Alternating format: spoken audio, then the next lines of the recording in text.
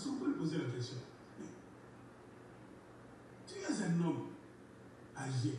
Mais quand tu fais tes nominations, tu mets seulement les Kassaïens. Qu'est-ce qui se passe dans ta tête? Tu veux nous voir, nous, les Congolais, faire quoi contre les Kassaïens?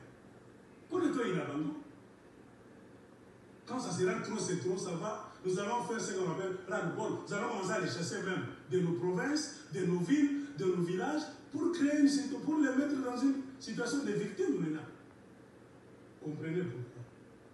Si vous comprenez ça, comprenez pourquoi il n'arrange rien au Kasaï. Ça fait partie de la stratégie.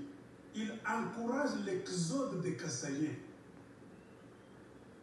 Parce qu'il reste là, il développe le Kasaï. Ou bien si les Kassaïs restent au Kasaï, même dans leur pauvreté, sinon on va partir. Mais il est en train d'utiliser les Kassaïs comme une arme. Ouvrez les yeux. Quand vous voyez, pourquoi dans toutes les provinces, il y a la misère? Pourquoi seulement les Kassaïs sont en train de fuir? Les Bakongo ne fuient pas, ils sont dans la misère, c'est sûr. En Équateur, on nous a montré des vidéos là-bas. Il y a des villages là-bas, le village de Fali Poupa. Quelqu'un nous a montré la pauvreté notoire là-bas. Fabien Moussoni nous a parlé d'un village là-bas, chez les Bakongo. Les prêtres catholiques sont allés à la messe, faire une messe de dimanche. Les gens ne sont plus allés à la messe. Pourquoi? Ils n'ont plus de chemises, même de panne pour mettre. C'est-à-dire que la misère est partout au Congo. Donc pourquoi les Katangais ne fuient pas les Katangais? Pourquoi les Kivusiens qui sont dans la guerre ne fuient pas le Kivu pour venir au Katanga, par exemple?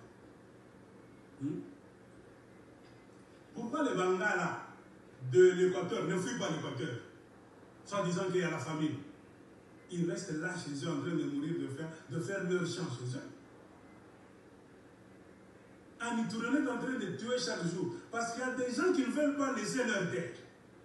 Ils fuient d'ici, ils vont à 2 kilomètres, ils se cachent là-bas. L'ennemi les suit là-bas. C'est pour ça que chaque jour on est en train de les tuer pour qu'ils dégagent. S'ils avaient fui du coup, on n'aurait plus commencé à tuer d'autres personnes en Ituri, même au Nord Kivu. Parce que les gens sont là, qui sont dans la guerre. Ils ne fuient pas. Mais au Kasaï, il n'y a pas de guerre. Pourquoi les gens se lèvent facilement comme ça? Ils vont. On leur paye. C'est vrai ce que vous avez dit. Jamal Kagoun a mis cette histoire en place avec Gilbert Kankonde. Ils ont financé les Kasaïens. Bakimbi. Il fait sciemment. Il ne va même pas investir au Kasaï. Il ne visite même pas les Kasaïens. Il les laisse dans la misère. Même les Kasaïens commencent à pleurer. Mais il les encourage à quitter pour aller dans les provinces des autres. Et il va nommer les Kassaïens partout, cour constitutionnelle.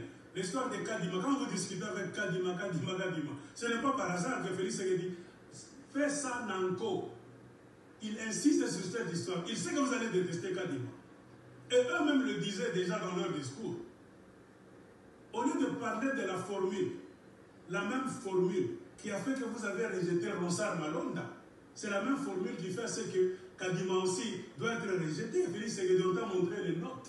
De la même manière que tu as refusé de signer pour Ronsard, refusé de signer pour Kadima. Qu'est-ce que Félix Tshisekedi et ses conseillers ont dit? C'est parce qu'il est Kassaïen. Vous n'aimez pas les Kassaïens. Tous les discours des gens qui occupent des positions de puissance au Congo remarqué, tous sont des Kassaïens. Et quand ils